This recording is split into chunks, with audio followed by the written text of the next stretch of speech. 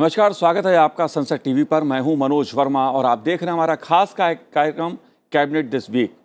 केंद्रीय मंत्रिमंडल ने 5G स्पेक्ट्रम की नीलामी की अनुमति दे दी है। प्रधानमंत्री नरेंद्र मोदी की अध्यक्षता में हुई केंद्रीय मंत्रिमंडल की बैठक में 5G स्पेक्ट्रम को लेकर बड़ा फैसला लिया गया। कैबिनेट ने टेलीकॉम विभाग के स्पेक्ट्रम नीलामी के प्रस्ताव को मंजूरी दी। इसमें जनता और उद्योगों को 5G सेवाएं उपलब्ध कराने के लिए सफल बोलीदाताओं को स्पेक्ट्रम आवंटित किए जाएंगे।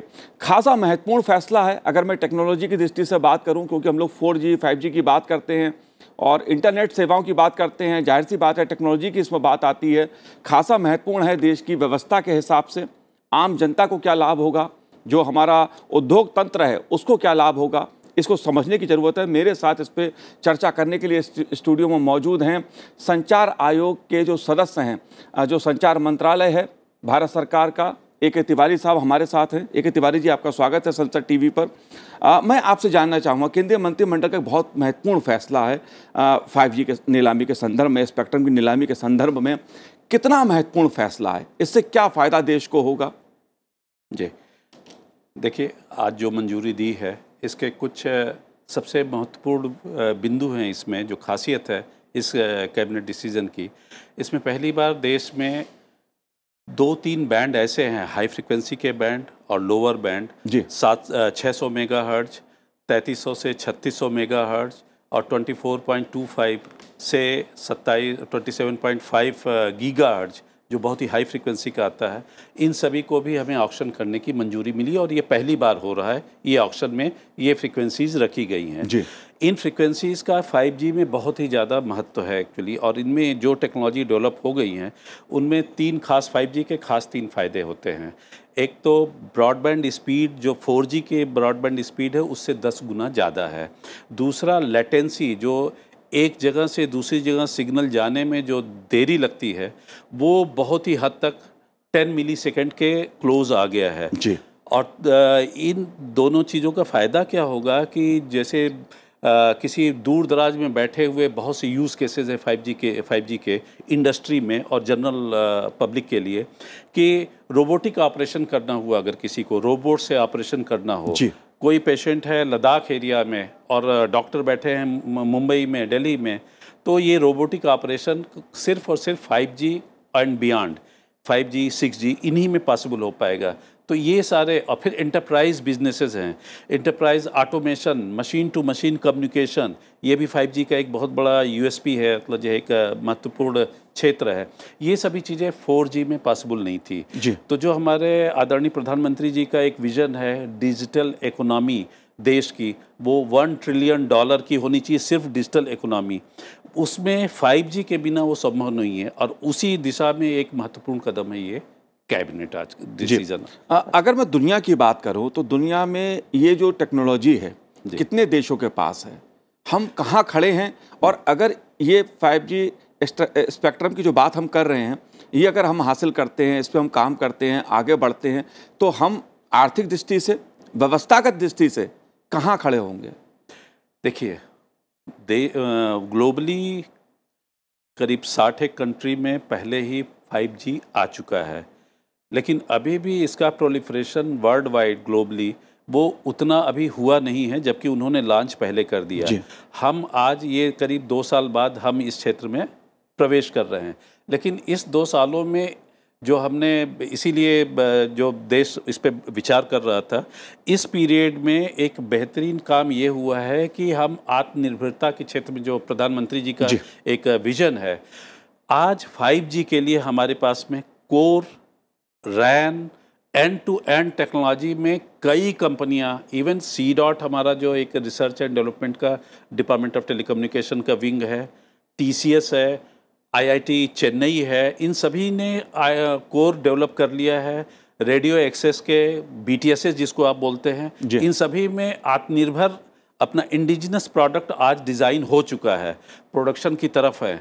तो उस हिसाब से देखा जाए तो हमारी जो इम्पोर्ट की, आयात की जो डिपेंडेंसी है और जो अर्थव्यवस्था में बहुत खर्चा होता है, उस पे अब हम बहुत सक्षम होने जा रहे हैं। और सिर्फ इंटरनल कंजम्पशन के लिए नहीं, हम निर्यात के लिए भी निर्यातोन्मुख भी हैं, हम निर्यात करने में भी अब सक्षम होंगे 5G प्रोडक्ट्स का मतलब जी जी। अगर मैं इंडिया सेमीकंडक्टर मिशन की बात करूं और 5G सेवाओं की बात करूं, क्योंकि इन दोनों को मिला के भी देखा जा रहा है, इससे क्या तात्पर्य है? क्योंकि अगर हम सेमीकंडक्टर की बात कर रहे हैं, उधर 5G की बात कर रहे हैं, तो दोनों का क्या समन्वय आपस में है? देखिए, 5G एक टेक्नोलॉजी है, सेमीकंडक्टर का जो जिसके पीछे भी मतलब कैबिनेट का भी और पूरे देश का बहुत ही ज़्यादा है। आज की डेट में किसी भी चीज़ों में आप देख रहे हैं मतलब जो है, तो चिपसेट की इतनी दुनिया भर में ग्लोबली इतनी कमी है, तो वो चिपसेट पे डिपेंडेंसी, चाहे वो 5G हो, चाहे आपका अप्लायंसेस हो, कोई भी इलेक्ट्रॉनिक्स हो, वो बिना चिपसेट के नहीं होता। और चिपसेट में जो electronics semiconductor policy government of India ले आ रही है, उसमें फिर हम आत्मनिर्भर होंगे तो हमें किसी की तरफ मुंह उठा के देखना नहीं पड़ेगा। वो क्षमता प्रोडक्शन की हमारे देश में ही रहेगी।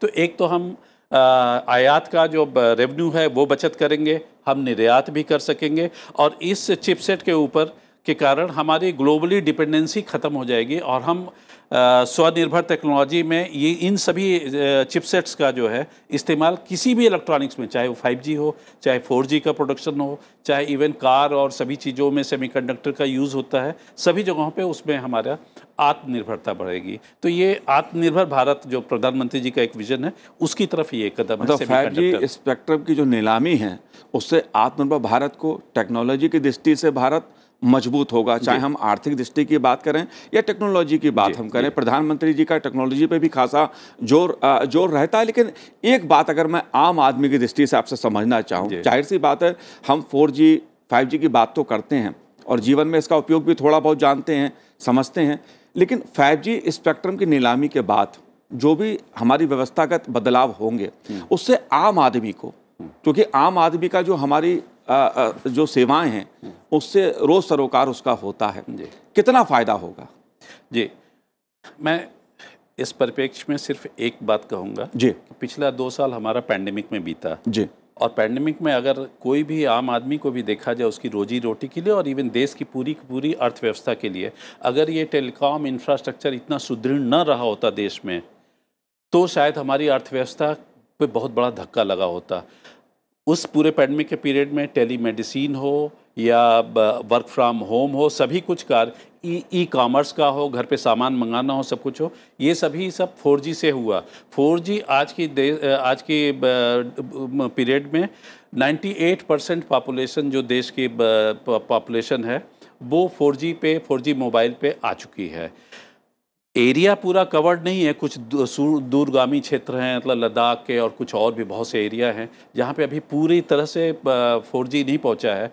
इसी तरीके से ये 5G जब आएगा तो आम आदमी पे इसका और बहुत ज़्यादा everyday ease of living, ease of doing business is one thing for the industry, ease of living is for आम common man, ease of living पे असर आएगा, डे टू डे लाइफ में, उसके लाइफ स्टाइल में सब असर आएगा, अर्थव्यवस्था पे असर आएगा। 5G का बहुत ही दूरगामी, जैसे मैंने आपको बताया रोबोटिक ऑपरेशन, माइनिंग में हमें रोबोट्स यूज़ करने हैं, तो ये 5G प्राइवेट नेटवर्क से माइनिंग में जहाँ पे डिज़ास्टर रेस्क्यू ऑपरेशंस करना है उसमें रोबोट्स का ऑपरेशन करना है, ये सभी हमारी आम जिंदगी से जुड़े होंगे और ये सभी यूज़ केसेस जो है ये 5G में ही पॉसिबल होंगे। जी तिवारी जी, एक मैंने पिछले दिनों मंत्री जी से जब इस संदर्भ में बात हुई थी तो उन्होंने 6G की भी बात कही थी।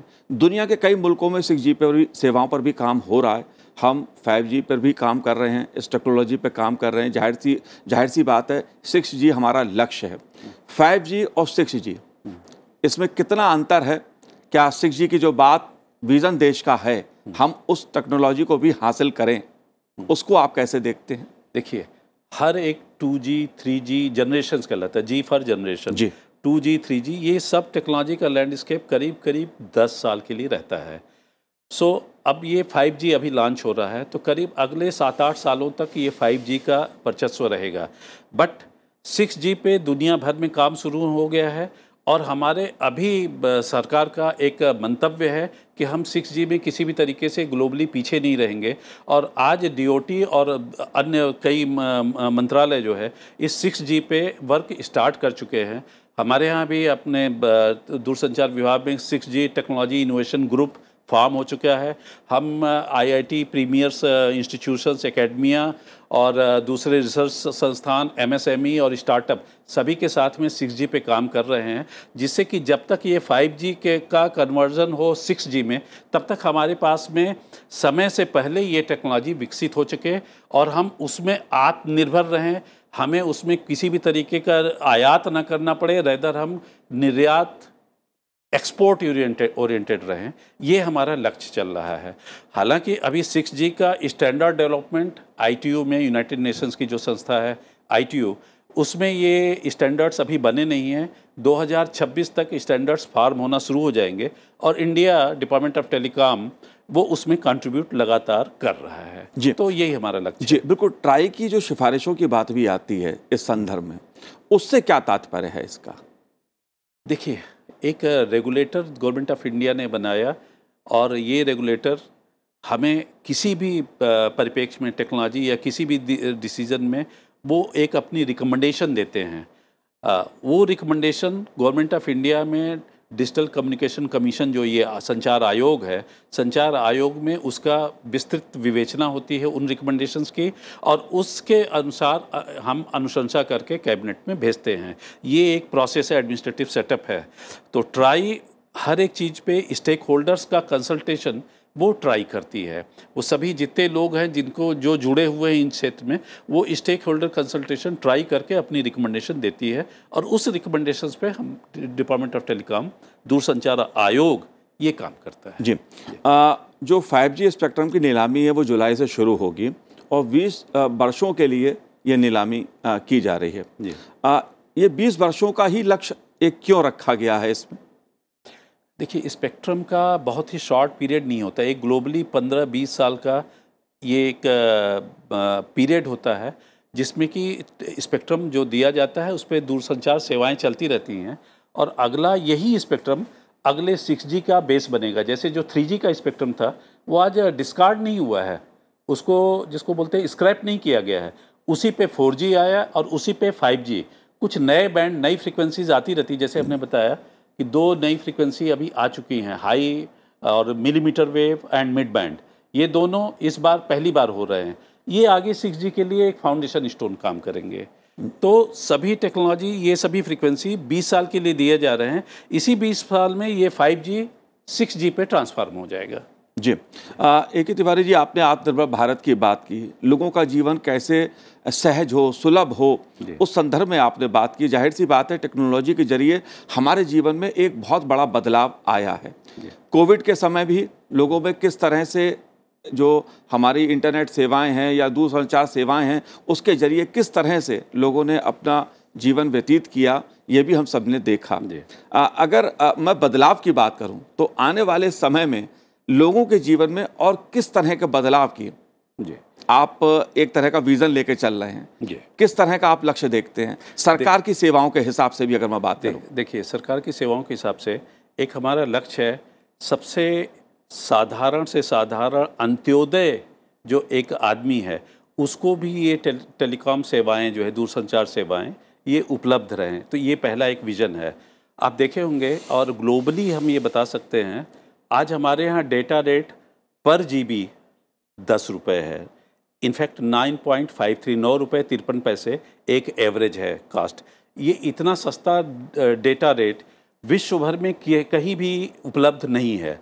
आज आप देखते होंगे कि अपने आपके 4G मोबाइल पे जी 1.5 GB कुछ प्लान में, 1 GB 1.5 GB एवरी डे का डाटा है, जबकि बहुत से विकसित देश हैं जिनमें 1.5 GB पूरे महीने भर में मिलता है। तो आप ये हमारा डिजिटल एम्पावरमेंट देख सकते हैं। इसी एम्पावरमेंट का अगर हम यही दर हर तरीके से 5G में भी मेंटेन रखेंगे और जो हमारा लक्ष्य है, तो उससे आम एक नागरिक है जो सबसे नीचे का अंत्योदय तबका है, जिस पे कि हमारी सरकार की पूरी दृष्टि है कि जिससे टेक्नोलॉजी डिवाइड ना हो, तो वो टेक्नोलॉजी डिवाइड नहीं रहेगा, वो भी इस GDP के ग्रोथ में इंक्लूसिव ग्रोथ तभी कहलाएगी, जब पूर्ण विकास तभी कहलाएगा जब सभी आदमी इसमें, इस टेक्नोलॉजी के लैंडस्केप में कंटिन्यूड हों, एक इंक्लूडेड हों। तो इस हिसाब से और उनके डेली लाइफ पे आज आप देख लीजिए, ई-कॉमर्स हो, ऑनलाइन क्लासेस हो, मेडिसिन्स हो, पूरे पैंडेमिक के दौरान पूरे डॉक्टर का कंसल्टेशन, कोई डॉक्टर फिजिकली कभी नहीं मिला, पूरे पैंडेमिक के दौरान कंसल्टेशन टेलीफोन से ही हुआ। ये टेलीमेडिसिन बहुत ज़्यादा हम ministry of health and finance इनके साथ में भी दूसरे सभी इंटर मिनिस्ट्रियल वर्किंग हम साथ में कर रहे हैं, जिससे कि ये जो सारे एग्रीकल्चर के साथ में कर रहे हैं, इंडस्ट्री के साथ में कर रहे हैं, जिससे कि ये यूज़ केसेस डेवलप हों और इन यूज़ केसेस का रोजिंदा डेली लाइफ में उसका उपयोग हो सके। ये हमारा लक्ष्य है इसके लिए। जब बात हम 5G स्पेक्ट्रम की करते हैं, जाहिर सी बात है टेक्नोलॉजिकल फैसले हैं ये, और पिछले कुछ सालों में देश ने टेक्नोलॉजी की दृष्टि से खासा एक तरह से बदलाव हुआ है। जब हम बदलाव की बात करते हैं तो एक सवाल ये उठता है पारदर्शिता का, क्योंकि भ्रष्टाचार को लेकर बहुत सवाल उठते थे इस देश में, और ये अब कहा जाता है कि टेक्नोलॉजी के चलते पारदर्शिता आई है। अब आम आदमी का जो पैसा होता है वो उसके खाते में पहुंचता है। ये बदलाव कितना महत्वपूर्ण है, एक तिवारी जी, अगर इस बदलाव को मैं समझना चाहूं, ठीक है हम 5G की आज बात कर रहे हैं, स्पेक्ट्रम की नीलामी होगी, एक बड़ा और बदलाव आएगा, लेकिन सबसे बड़ा सवाल आता है पारदर्शिता का। उसमें कितना बड़ा बदलाव आया है और हमें देखने को मिलेगा? देखिए, जीवन के हर क्षेत्र में जो एक कॉमन सिटीजन है, जो बहुत ही दूर दराज क्षेत्रों में भी बैठा हुआ है, आज ये जनधन योजना जैसे है, जो भी सब्सिडीज़ हैं वो डायरेक्ट उज्ज्वला गैस का हो या किसी भी चीज़ का हो, आप देखते होंगे हमारी रोज़मर्रा ज़िंदगी में ये सीधे पैसा अपने मतलब हर सिटीजन के खाते में पहुंच रहा है। यही एक बहुत बड़ी ट्रांसपेरेंसी है। जो पहले कहा जाता था कि पूरा पैसा पहुंच नहीं पाता था जिसके लिए होता था, वो आज सारा पैसा खेतिहर किसान को भी जो पैसा जाता है वो सीधे सीधे उसके आधार से लिंक्ड जो उसका खाता है उस खाते में जाता है। ये टेक्नोलॉजी का इनेबलमेंट है, जो है इसी के कारण ये पारदर्शिता आई है। बिना टेक्नोलॉजी के इनेबलमेंट के ये पारदर्शिता पॉसिबल नहीं थी किसी भी तरीके से। और जब ये 5G आएगा तो ऐसे और भी बहुत से आयाम खुलेंगे, मतलब जो है जिनमें कि जहाँ पे पारदर्शिता की अगर कोई भी कमी है, सरकार का एक विज़न है पारदर्शिता हर क्षेत्र में होनी चाहिए।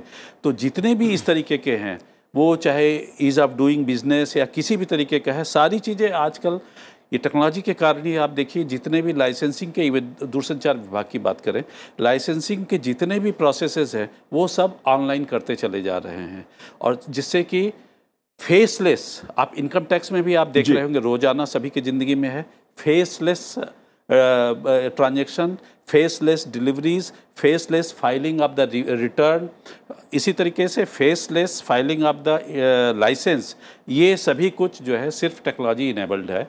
और वो जैसे से ये टेक्नोलॉजी बढ़ेगी वो चीज़ों में और ज़्यादा सहूलियत आएगी। तो ट्रांसपेरेंसी के क्षेत्र में तो टेक्नोलॉजी से ही ये पॉसिबल हो पाएगा। जी, जाहिर सी बात है, इस बदलाव को देश ने देखा भी है, और जनधन जो खाते हैं वो इसका बहुत बड़ा उदाहरण है। बात चाहे किसानों की सम्मान निधि की भी की जाए, अब सीधा पैसा दिल्ली से चलता है तो जिस व्यक्ति को मिलना होता है उसके खाते में पहुंचता है। अब ऐसा नहीं होता कि नाम किसी का ले कोई और रहा है। तो एक पारदर्शिता की दृष्टि से एक बड़ा बदलाव देश को देखने को मिलता है। लेकिन एक सवाल मैं आपसे और पूछूंगा और जानना चाहूँगा, क्योंकि इसे आप मिथ भी कह सकते हैं या इसको लेकर जो भ्रांतियां हैं या सवाल उठते हैं, लोगों के अपना पक्ष हो सकता है कि स्पेक्ट्रम का जैसे जैसे इन सेवाओं का विस्तार होता है, जो हमारी सेहत है वो भी प्रभावित होती है, उस पर भी इसका असर पड़ता है।